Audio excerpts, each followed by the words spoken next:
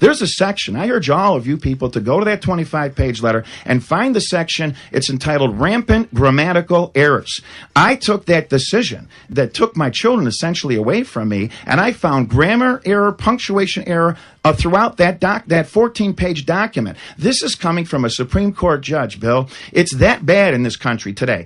People don't know the English language. And this goes back to fatherhood, because children come home, they have no discipline, okay? When I was a child, I feared my father's demeanor for reasons that allowed me to know the English language, for Pete's sake. It's a serious problem. And now children have no fear of any demeanor. If the teacher tries to discipline the child, the fathers and mothers are suing the teacher. If the parents are disciplining the children, the teachers are reporting to the child protection unit. We are falling apart as a country today in the basics that made this country great. That's why jobs are being outsourced. That's why we're losing sight of what our country stood for, what other people honored us for. And the people out there who are criticizing me are promoting this decadence in America today, and some of us won't stand for it anymore because we're proud fathers, we're proud Americans, we love our community, and somewhere somebody has to stand up to this. I got to take a break, and don't answer this yet. I want you to think about this.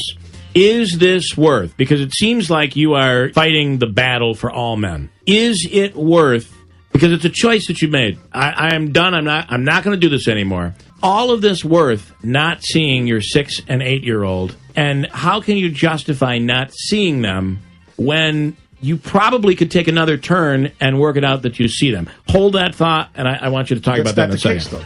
I'm not seeing them. I've been denied it. That's why I have nothing to lose anymore. We'll come back and we'll talk about that. Hold tight. It's Keeler in the Morning, 92.7 The Drive. Leon Koziol. This is a hot topic. And the other thing I want to talk about when we come back is there a solution?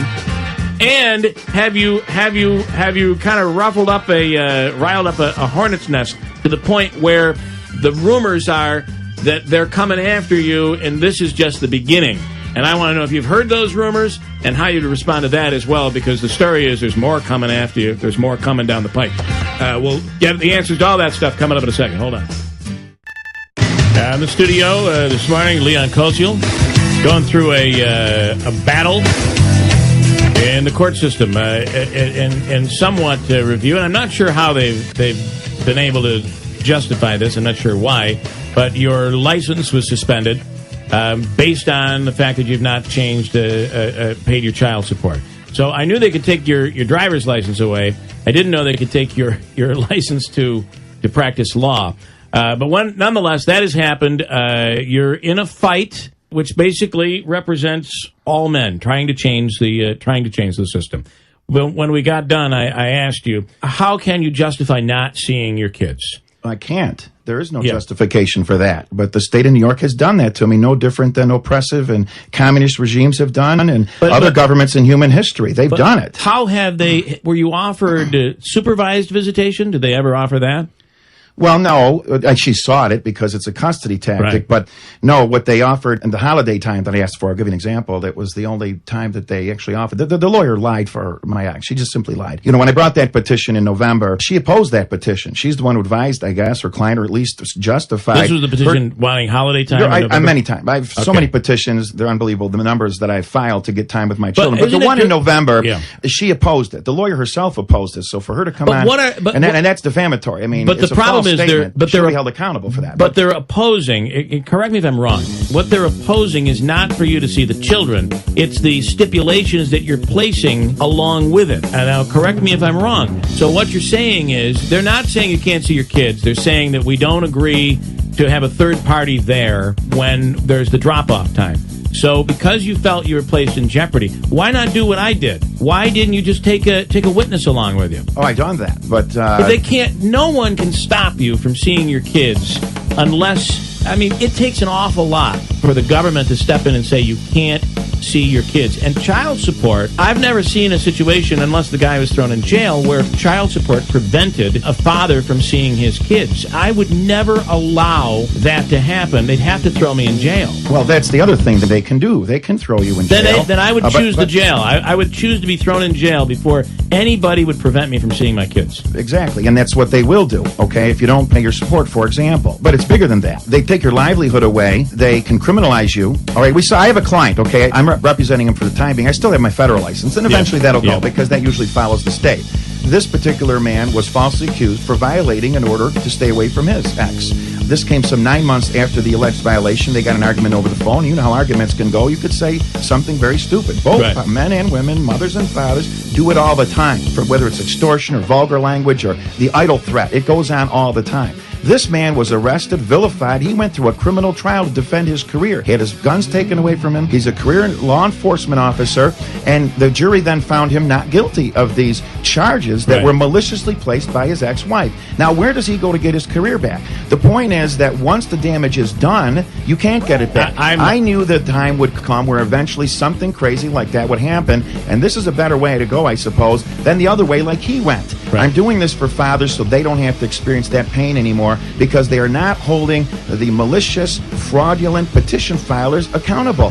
They're not even giving them a slap on the wrist. They file all kinds of false accusations. They make things up. They run into court. Oh, well, I guess they're not true. But well, wait a minute. In the meantime, a protection order has been entered against this man, falsely accused. His career is destroyed. He's not been able to see his children. I represent cases in which the man has been deprived all time with his child for months on end, simply based on allegations, and later disproved. But in the meantime, he hasn't seen his children. Now, who is the primary caregiver there when you haven't seen your children in 3-4 months? Can that poor man ever hope to get time with his children? And then they phase the child in because they say, oh my gosh, the child's been gone for 6 or 7 months, and it's going to be traumatic for the child to see the father now. So we put him through a pathetic parent education program. Like, I wonder who's teaching these courses. I hope not the state of New York. And then they gradually phase them in through this process where the man is turned into some child himself, but trying to get back and see his child. These are extreme cases, though. No, they're far more common than you know. They're not extreme, Bill. But point you just don't hear about when I had to go to court, and I hate to be. You want to talk to some public figures here who have gone through this? We don't. I won't do that. But speak out of turn here. So when I went to court, my attorney made it very clear that here's the way you have to behave. And here's what could happen. Here's the bad that could happen. And I had more than one attorney telling me that. I'm sure you've told your clients this. Here's how you have to behave.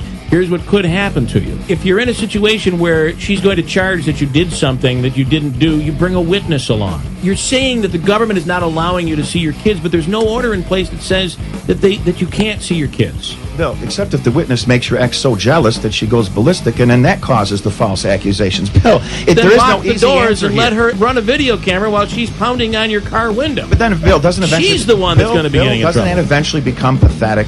I mean, don't we just put a third-party exchange? What was wrong with the mall when we were doing that successfully for about 1.5 years? And they pulled that out in May of last year, and they forced me to go back to her home again. But the attorney is saying, that you choose not to see your kids because you're not getting your way in court. Those are the words that I have written here on an email from her. You didn't get your way, so you choose to not see your kids. This is a lawyer barely out of law school. She's a liar. I'm saying it on the air. I've seen her papers. They're terrible. She's in training right now. She works for a big law firm. It's not unusual for family court to be a training ground. I had a trial the other day in a custody case. The attorney on the other side, she was unbelievably unprepared, terribly conducting herself as a trial attorney. She was in preparation mode, using her clients as an ability to try to learn how to represent clients. This person is simply not telling the truth. And I don't have time to get into all of that. I've been around long enough. I didn't run a news conference in my home with a Christmas tree still up because I wanted to pretend or to fake people out. I have not seen my children, and what they offered me on Christmas Day is time with them at a venue, at a public venue, like some little kid, like child molesters. I would have taken that. I would have taken that. Well, where would you have had it, Bill? I don't know. Listen, I'm going to tell you something. I had Judge Larea in Herkimer County tell me I couldn't bring my kids out of Cooperstown when my ex said she had a job in Cooperstown. She didn't have a job. The Judge Larea ruled that I could not take my kids out of that town after school. Bill, that was a huge injustice, but I did it because I could not have ever not seen my children. Bill, I'm a little different than you. Okay, I guess. You let me talk, and I'll tell you how. Okay, I'm just telling you what I've been Bill, through. That's the fine, but if I understand. I'm just going by. Lots of people have had their opportunity on your program. I guess yesterday too. Listen, I would like you to do that. Listen, okay? Be fair. I gave you 20 minutes, and you did all the talking.